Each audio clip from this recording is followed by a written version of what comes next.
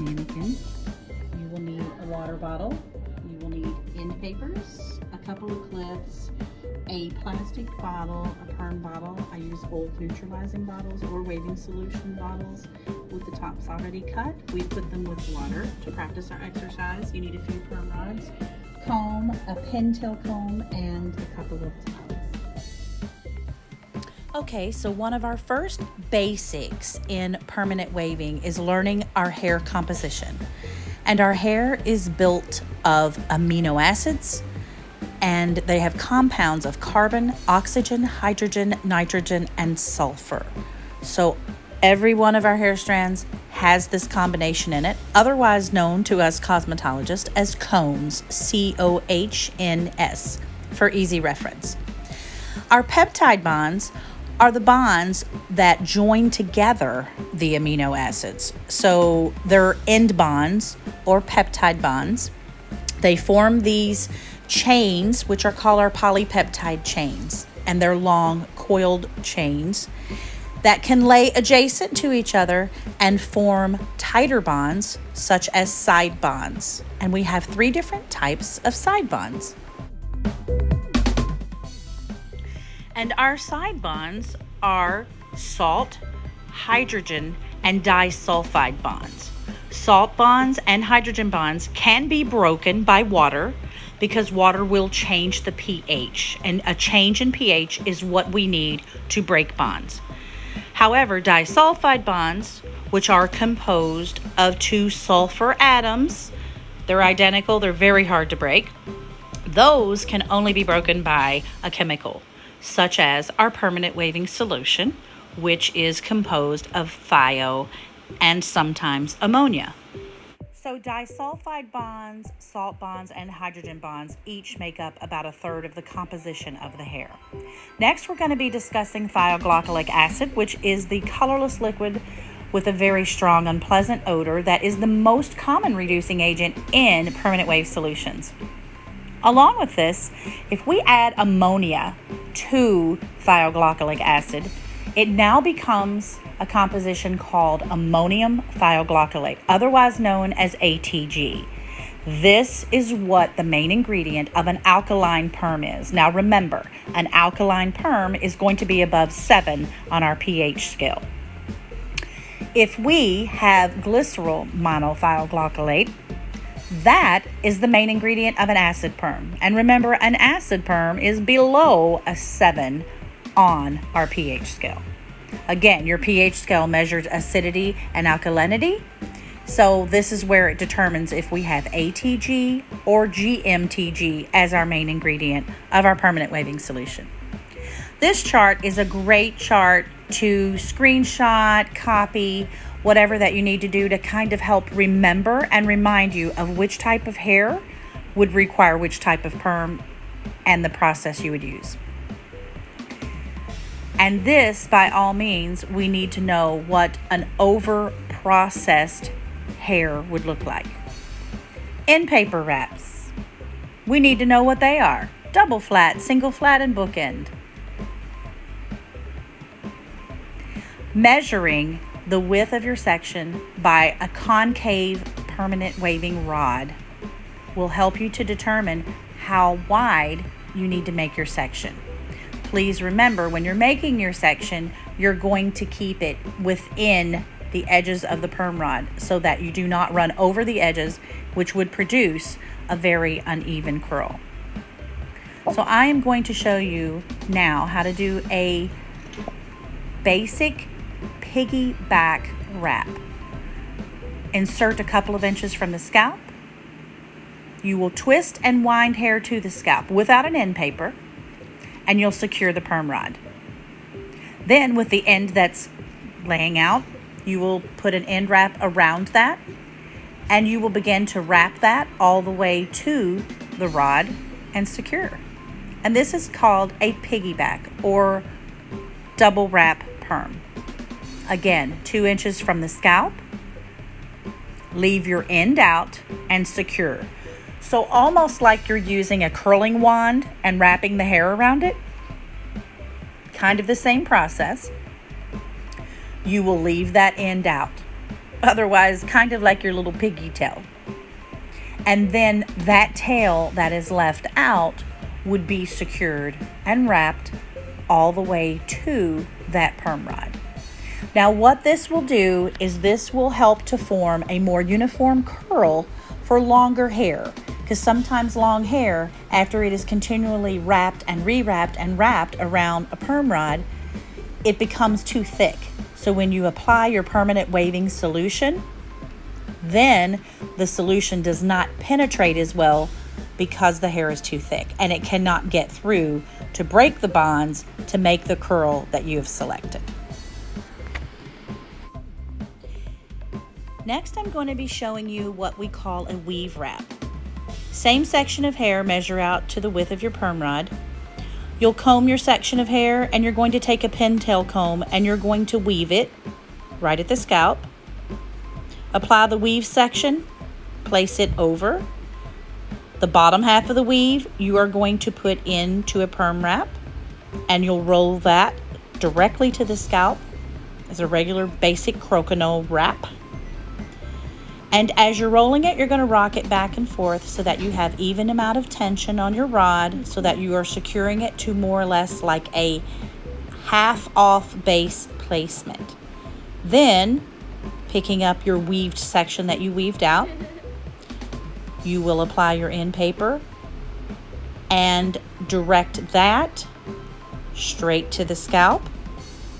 And this is going to lay over that rod just a hint. Just a little bit as you place them in close together. That's a great perm for having a lot of hair. I like to start my brick lays in the nape of the neck. So I section off about an inch, inch and a half section from the bottom of the nape up. And then I begin my rod placement to the left. It could be to the right, doesn't really matter. I usually start at the left and roll my rod secured all the way to the scalp. Next, working horizontally instead of vertically, I'm going to place another rod right next to that, end to end, again with my end paper, basic wrap, using my tension. I'm going to rock it all the way to the scalp and secure. So my next section, in order to be considered a brick lay, I'm going to take from the middle, half of the width of the one rod, half of the width of the right rod, lining it up through the middle, and I'm going to secure with end paper, and then I'm going to roll that section all the way to the scalp. So you will see as I'm rolling and using the tension, bam, there's not a line, so there won't be a line of demarcation, and it gives the perm a little bit more fullness across the back. But remember, you have to roll it horizontally across. You're not rolling it vertically. So this perm will drive a lot of people crazy if you are a little OCD with your wrapping and have to have everything railroad wrap, you know, straight down the middle, straight down the back, which is beautiful. But this perm just gives a little different of a feel. It's a little bit more freelance, great looking, but just to go horizontally across the head. And you'll continue this all the way up, even on your sides. You will start from your sides and just keep wrapping this all the way around horizontally until you get to the top. And then when you get to the top of the head, it's just a basic rectangle section. It doesn't change anything. But again, pretty easy to do and gives you a very nice look when it is finished. We'll pretend that we have cotton right here in this area. Take your bottle. This would have your solution in it. We just have water for the purpose of our lesson. And the lid is already punctured with a hole. So you're going to go over. You'll start at the bottom and come up. Go over and back on each rod. So squeeze and release. Squeeze, release, squeeze, release. Over and back each rod until you run out of solution in it.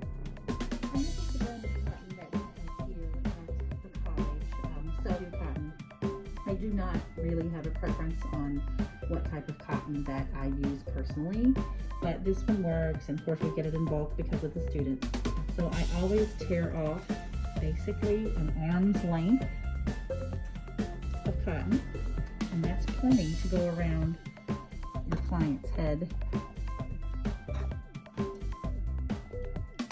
For that. Then next, we are going to have our choice of perms. So we have alkaline perms and we have acid perms. So our difference between the two, which is in our class, is alkaline and acid. Anything acidic is going to be below 7. Anything alkaline is above 7 on our pH scale. However, to make this not a true acid wave, a true acid wave is a perm that you do not have to use heat with. It is almost the same pH as your normal hair, 4.5 to 5.5. So with this being said, when you add ammonia, and your main ingredient is going to be GMTG, glycerol monothioglycolate. When you add that to the perm, that becomes a little bit more alkaline. So it raises the acidity level to a little bit above 7 so that it doesn't have to have heat. It involves putting a bag on it and has self-heat. When you have alkaline, that is usually above a 7.5 on up to a 9. These I think run in the 8 to 9 range. Main ingredient is ammonium thioglycolate, which is also known as ATG. And that has had ammonia added to it. And that makes it a lot stronger, more for coarse hair, more for hair that needs a little bit more than just a body wave. This one actually is honed in for highlighted hair up to 40% highlighted. Anything over that is probably not going to be recommended, but that's the tinted version. This one was the Acidic Wave by Matrix, extra body, so it doesn't have anything on there about whether the hair is, it's one formula for normal, resistant, multi-porous, and color treated up to 20 volume. Anything over 20 volume, that wouldn't be recommended. So this is just an example of 2 perms that we have here at our college.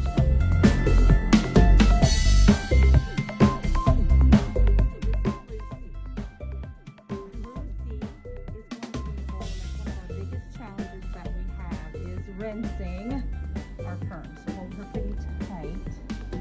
As you see, that rest, those rods can rest on the towel. This helps.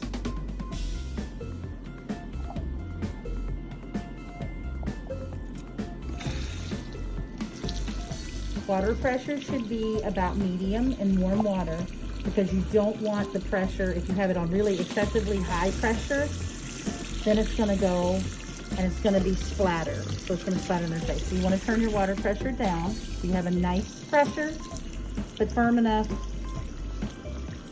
You tested that works. So then you remove your cotton. And it's going to be full of stinky, ammonia-ridden perm. So you want to be sure that you don't have it in their eyes. I start by cupping the top. And as far back as I could have them lean their head in to kind of push that water back. The more you push the water back, it's going to run down onto those rods because you want the water to run clear. Cup your ears just like you do when you shampoo, but you just have to go a little slower because of your water pressure. Once you get to the back, I have them turn their heads slightly, as much as you can get it. Kind of run the water along the back of the ear. My hands are still cupped.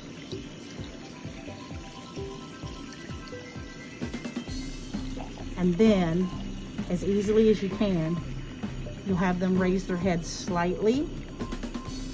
And my hand is cupped underneath.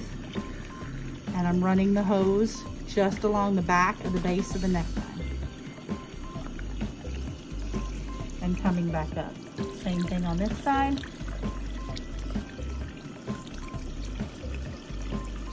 Have her turn to the right. Cup behind the ear. And your water temperature should be lukewarm. You do not want it excessively hot.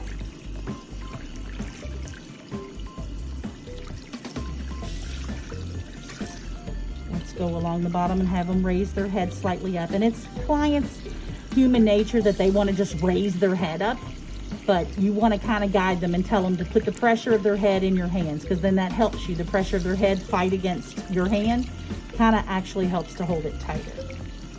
So you'll continue to do this type of rinse for a full 3 to 5 minutes until the water runs clear of your bubbles. And then the next important step is going to be to towel blot. And you want to towel blot successfully, I say, 2 times. Now the purpose of towel blotting, as we discussed yesterday, is to remove the water out of the rods, because you want your neutralizer to be able to penetrate through the cuticle to get into the cortex, to tighten and harden those bonds that we just broke and reformed. And what are the bonds that we just broke? Disulfide, good. And we're reforming them with neutralizer. And neutralizer also brings us to what? Brings down our what? It brings down the pH. Good. There's one towel.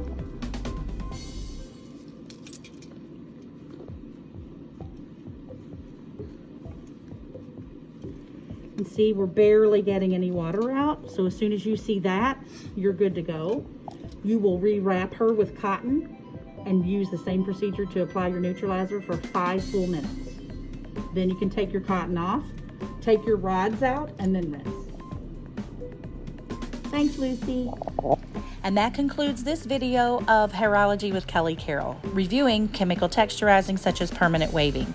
So I hope that you were able to review some ideas and some terminology maybe that you didn't know, or maybe you did know, you just needed a refresher. Anyway, if you like this content and you would like to see more, hit like and subscribe, and we'll catch you in my next video.